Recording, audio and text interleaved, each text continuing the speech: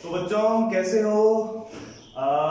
इससे last lecture में हम लोगों ने पढ़ा था इलेक्ट्रिक डाइपोल के बारे में। उस इलेक्ट्रिक डाइपोल का डाइपोल मोमेंट पढ़ा था और डाइपोल फील्ड के बारे में पढ़ा था, और वहां से हम लोगों ने एक फॉर्मूला निकाला था। तो आज हम उस इलेक्ट्रिक डाइपोल से क्या पता करेंगे? फील्ड पता करेंगे, इलेक्ट्रिक फील्ड अलग अलग पोजीशंस पे। ठीक है, तो इसमें इलेक्ट्रिक फील्ड पता करेंगे किसी भी इलेक्ट्रिक डाइपोल से उसकी एक्सियल पोजीशन में, और किसी इलेक्ट्रिक डाइपोल से उसकी इक्वेटोरियल पोजीशन पे इलेक्ट्रिक फील्ड निकालेंगे। तो इस लेक्चर में हम लोग इलेक्ट्रिक फील्ड पता करेंगे इलेक्ट्रिक डाइपोल से उसकी एक्सियल पोजीशन में, जो काफी इंपॉर्टेंट टॉपिक एग्जाम के लिए रहेगा। और इसके जस्ट अगले वाले लेक्चर में इक्वेटोरियल पोजीशन पे पता करेंगे। ठीक है जी, तो आप लोगों को पहले एक्सियल और इक्वेटोरियल पोजीशन बताता हूं। तो देखो, एक्सियल और इक्वेटोरियल पोजीशन समझनी है तो कोई ये एक इलेक्ट्रिक डाइपोल है। इलेक्ट्रिक डाइपोल में जिसमें इक्वल मैग्नीट्यूड के दो चार्ज जिनका नेचर जस्ट अपोजिट एक दूसरे से बहुत कम डिस्टेंस पे सेपरेटेड रहते हैं, ऐसे सिस्टम को बोलते हैं इलेक्ट्रिक डाइपोल। ठीक है जी। अब इसकी एक्सियल पोजीशन क्या होता है? देखो, डाइपोल की जो चार्जेस है -q प्लस q, इन चार्जेस को मिलाने वाली जो लाइन होती है, ये लाइन को बोलते हैं हम लोग डाइपोल एक्सिस। ठीक है, और ये होती है एक्सियल पोजीशन, मतलब कि डाइपोल एक्सिस के अलाउंग जाने वाली लाइन जो होती है इसको बोलते हैं एक्सियल पोजीशन। और कोई बोलेगा आप लोगों से इक्वेटोरियल पोजीशन क्या होती है?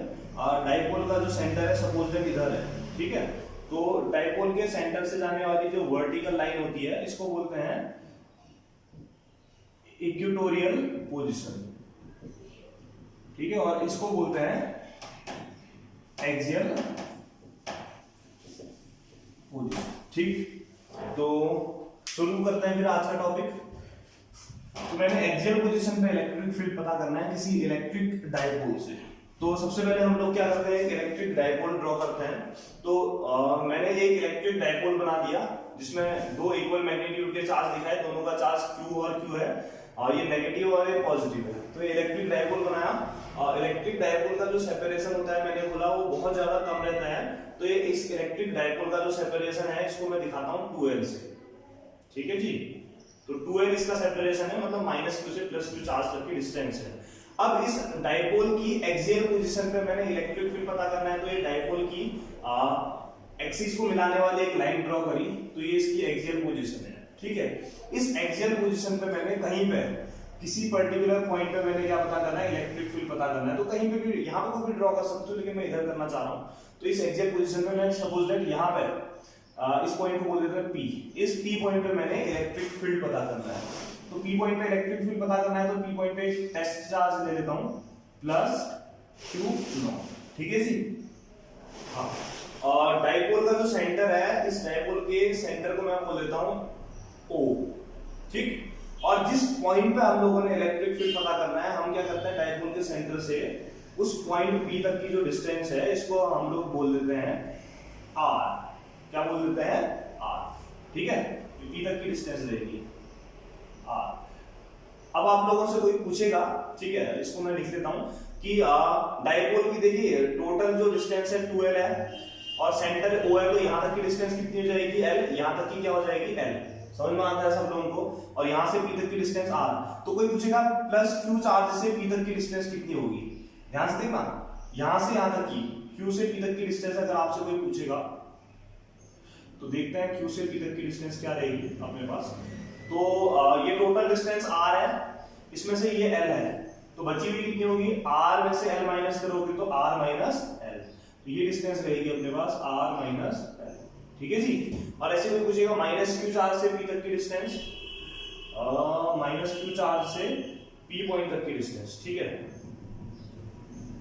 तो देखिए O से P तक की डिस्टेंस है R, और O से -q तक की डिस्टेंस है L, क्योंकि टोटल 2l है। ये L और ये R, तो टोटल कितनी हो जाएगी? R plus L। ठीक है जी। हाँ, अब मैंने इलेक्ट्रिक फील्ड पता करना है P पॉइंट पे टोटल इलेक्ट्रिक डाइपोल से।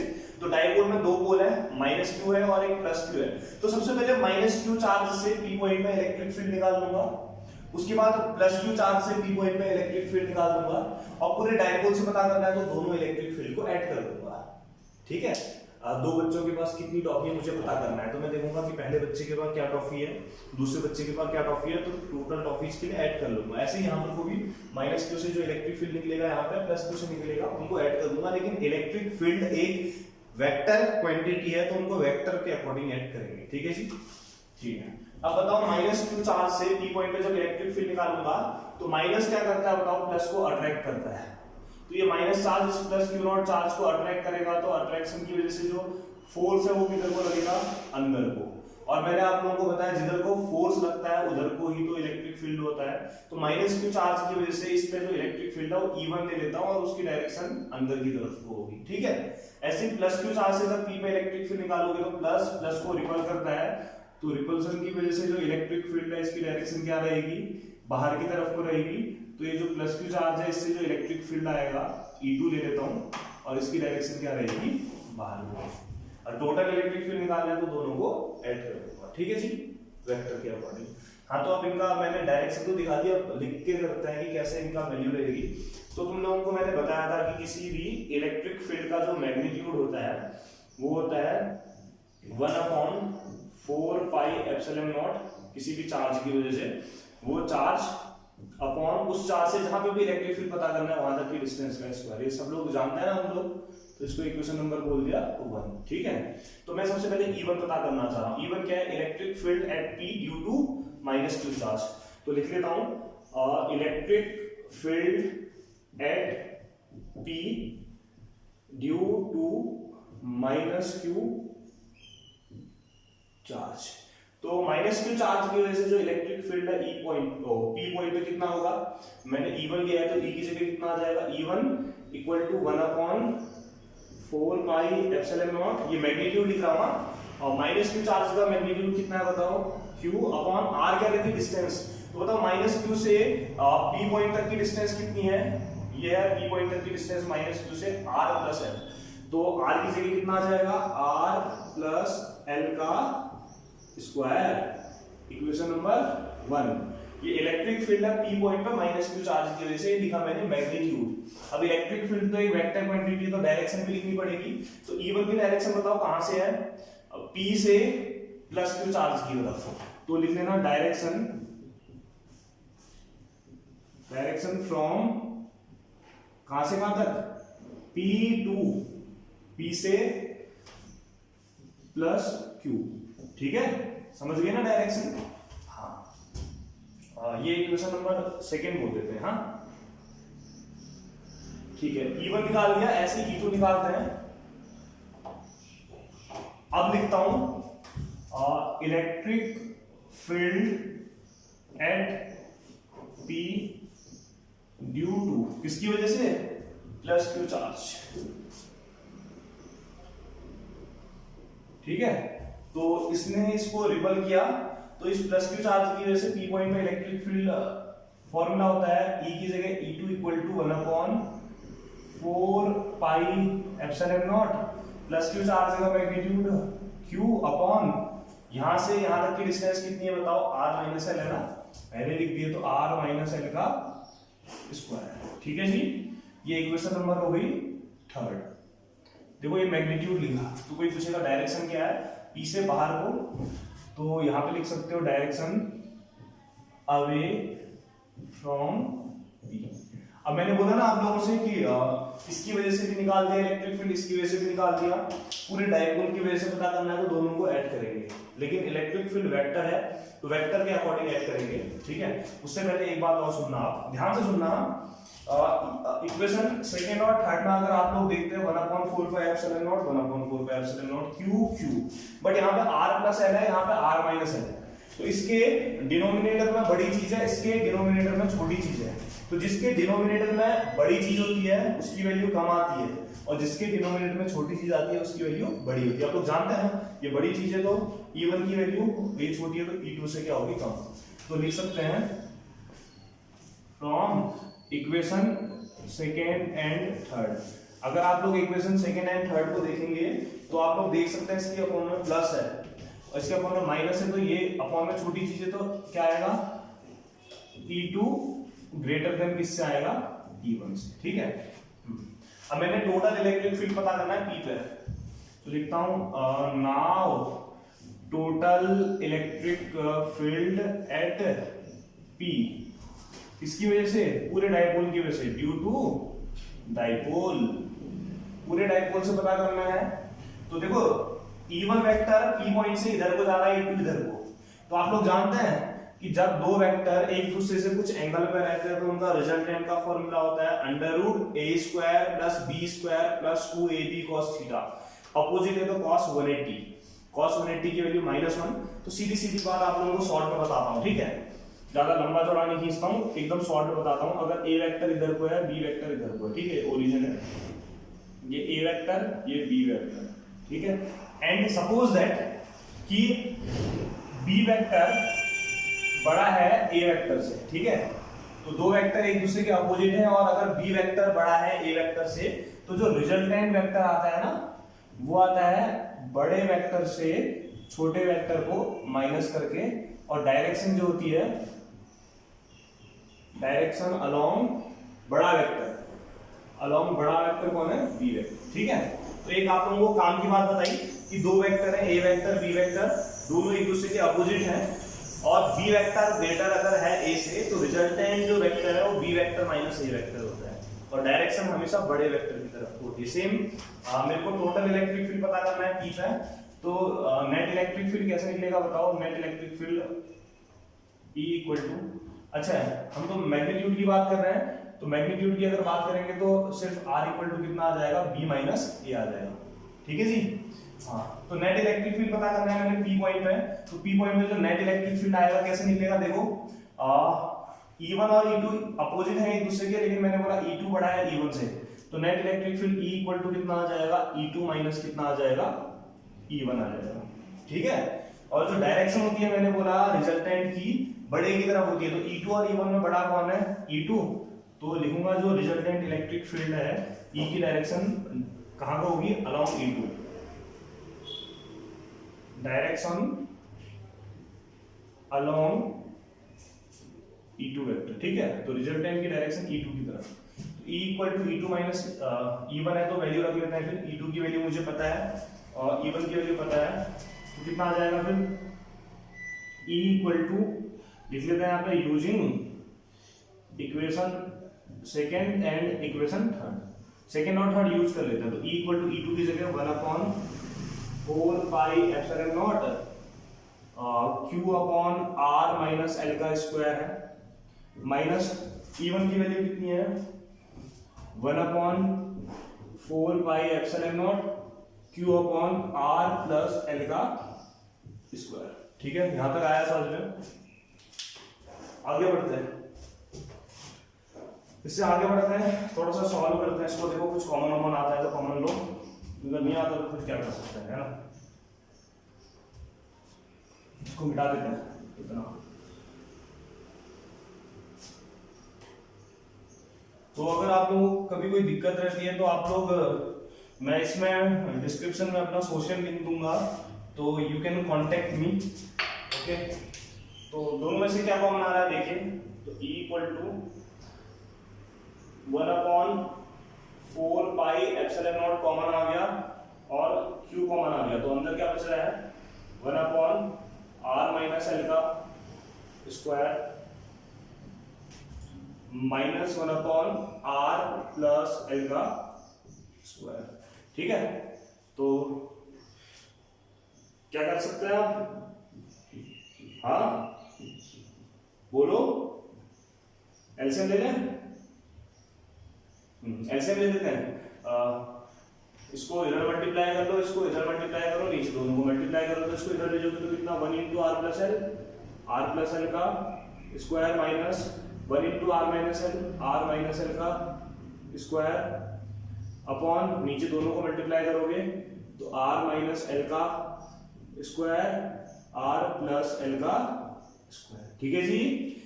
हाँ ऐसा होता है जी, एग्जाम में आता है, इसकी प्रैक्टिस कर देना, ठीक है। तो नेट इलेक्ट्रिक फील्ड कितना आ जाएगा? 1/4 पाई एप्सिलॉन नॉट, साइड में लिखते रहना, डायरेक्शन अलोंग E2 बड़े वेक्टर की तरफ होती है। हाँ एक और तरीका होता है, पहले से या तो आप वेक्टर फॉर्म में लिखते आओ लेकिन मैं इसी तरीके से बता रहा हूं। कर्ली ब्रैकेट देखो, a प्लस बी का होल स्क्वायर क्या होता है बताओ तो, a square plus B square plus 2ab, ठीक है जी, माइनस का साइन है, r माइनस एल का स्क्वायर मतलब a माइनस बी का square, a square plus B square minus 2ab, ठीक है। और नीचे आप देखेंगे इसका भी स्क्वायर है, इसका भी स्क्वायर है, तो इसको लिखोगे r minus L, r plus L पूरे का होल स्क्वायर, तो यहाँ पे आ जाएगा आप लोगों का अब स्क्वायर करेंगे, ठीक है। अब इसको ओपन कर लेते हैं। ओपन कैसे करेंगे देखो, E equal to 1/4 pi epsilon naught Q, देखो r स्क्वायर से माइनस r स्क्वायर कटा, l स्क्वायर से माइनस l स्क्वायर कटा, minus minus plus 2rl plus 2rl कितना हो जाएगा भैया 4rl अपॉन, देखो नीचे क्या है देखो a minus B a plus B, जिन लोगों को पता नहीं है a square minus B square का फॉर्मूला होता है a minus B a plus B, ठीक है जी। तो लगा देते हैं फॉर्मूला फिर, a minus B a plus B कितना हो जाएगा r square minus l square, और बाहर से क्या है स्क्वायर है, ठीक है जी। अब देखो मैं इसको कैसा लिख रहा हूं, इसको लिखा मैंने E equal to 1/4 pi epsilon naught, जानबूझ के लिख रहा हूं Q इंटू 12 इंटू 2r, चलेगा भैया, ऐसा मत सोचना कि कोई दिक्कत है, r square minus l square का होल स्क्वायर, ठीक है। ऐसा क्यों लिखा पता है आप लोगों को, एक बात पता है कि किसी भी इलेक्ट्रिक डायपोल को दिखाते हैं माइनस क्यू प्लस क्यू, और इनका जो सेपरेशन है बहुत ज्यादा कम होता है, ठीक है, इनकी जो लेंथ होती है बहुत कम होती है, 2l बहुत छोटा होता है, और इस इलेक्ट्रिक डायपोल का जो डायपोल मोमेंट है उसका मैग्नीट्यूड होता है p इक्वल टू दोनों में से कोई एक चार्ज इनटू दोनों का सेपरेशन, ठीक है, ये होता है। और ये एक वेक्टर क्वांटिटी है, इसकी डायरेक्शन नेगेटिव चार्ज से पॉजिटिव चार्ज की तरफ होती है। तो बताओ q इंटू 2l को कितना लिख सकता हूं p, तो E इक्वल टू कितना आ जाएगा 1/4 pi epsilon not, Q into 2l की जगह P into 2r upon r square minus l square का होल स्क्वायर, ठीक है जी। इसको इक्वेशन नंबर 4, डायरेक्शन लिखना मत भूलना, डायरेक्शन क्या है अलोंग E2 है, E वेक्टर की डायरेक्शन किसके अलोंग है E2, ठीक है, डायरेक्शन अलोंग E2, क्योंकि मैग्नीट्यूड की बात करते हैं तो डायरेक्शन पीछे लिखना पड़ेगा, ये नहीं लिखोगे तो आप लोगों को मार्क्स नहीं मिलेंगे, ठीक है, क्योंकि शॉर्ट तरीका है। हाँ, अब मैंने बोला जो इलेक्ट्रिक डायपोल है, आप लोगों को एक बात बताई थी कि डायपोल की जो लेंथ होती है 2l वो बहुत ज्यादा छोटी होती है। अब 2l कम होती है तो 2l के कंपैरिजन में l तो और भी ज्यादा कम होगा ना, तो आप लोगों को मैं बताऊं कि डायपोल की जो लेंथ होती है सेंटर से एक चार्ज तक की जो l है ये बहुत छोटी होती है, इसके कंपैरिजन में r के कंपैरिजन में। तो ऐसा लिख सकता हूं कि सिंस जो r है, r की वैल्यू बहुत बहुत बड़ी होती है किससे l से, तो r की वैल्यू बहुत ज्यादा बड़ी होती है l से, तो इक्वेशन 4 से आप क्या कर सकते हैं l को हटा सकते हैं। तो now equation 4 can be written as कितनी आ जाएगा E equal to 1/4 pi epsilon naught P into 2r upon l को हटा देंगे तो कितना आ जाएगा r स्क्वायर का होल स्क्वायर, ठीक है। तो स्क्वायर का स्क्वायर कितना हो जाएगा r की पावर 4। अब बताओ r से r की पावर 4 कितने टाइम कैंसिल होगी, r क्यूब, तो r से r की पावर 4 कैंसिल कर देते हैं तो कितना आ जाएगा r क्यूब। डायरेक्शन लिखना जरूरी है, डायरेक्शन अलोंग किसके अलोंग E2 वेक्टर, तो E2 वेक्टर के अलोंग इसकी डायरेक्शन रहेगी, तो इसको आप कैसा लिख सकते हैं E equal to 1/4 pi epsilon naught 2p upon r cube. तो जो रिजल्टेंट इलेक्ट्रिक फील्ड होता है किसी भी इलेक्ट्रिक डायपोल से उसकी एक्सियल पोजीशन में, उसका जो मैग्नीट्यूड होता है वो होता है 1/4 पाई एप्सिलॉन नॉट 2 इंटू उस इलेक्ट्रिक डायपोल का डायपोल मोमेंट अपॉन उस डायपोल के सेंटर से जिस पॉइंट पे पता करना है वहां तक की डिस्टेंस। और डायरेक्शन क्या होती है, डायरेक्शन जो होती है अलोंग E2 वेक्टर, E2 माने जो बड़ा वेक्टर है उसके अलोंग, ठीक है, ठीक है जी। अब कोई आपसे पूछेगा सर आपने मैग्नीट्यूड और डायरेक्शन तो अलग अलग लिखी है, तो क्या आप उसको वेक्टर फॉर्म पे लिख सकते हो? मैं बोलूंगा हाँ मैं लिख सकता हूँ वेक्टर फॉर्म में। वो बोलेगा कैसे लिख सकते हो? मैं बोलूंगा ऐसे लिख सकते हैं। कैसे? ऐसे। देखो इसीलिए इलेक्ट्रिक डाइपोल का जो डाइपोल मोमेंट है ना, वो मैंने बोला नेगेटिव चार्ज से पॉजिटिव चार्ज की तरफ है, तो माइनस ए प्लस क्यू। तो इस इलेक्ट्रिक डाइपोल का डाइपोल मोमेंट किधर को है? इधर को। और रिजल्टेंट इलेक्ट्रिक फील्ड भी किधर को? इधर को। तो इसको वेक्टर फॉर्म पे कैसे लिखते हैं? देखो भैया इन वेक्टर फॉर्म। बच्चे कंफ्यूज हो जाते हैं, भैया कंफ्यूज क्यों हो रहे हो? हैं 1/4 पाई एप्सिलॉन नॉट 2p/r³ लिखा, ये मैग्नीट्यूड है। वेक्टर फॉर्म में लिखना है तो ई के ऊपर क्या लगा दोगे? वेक्टर।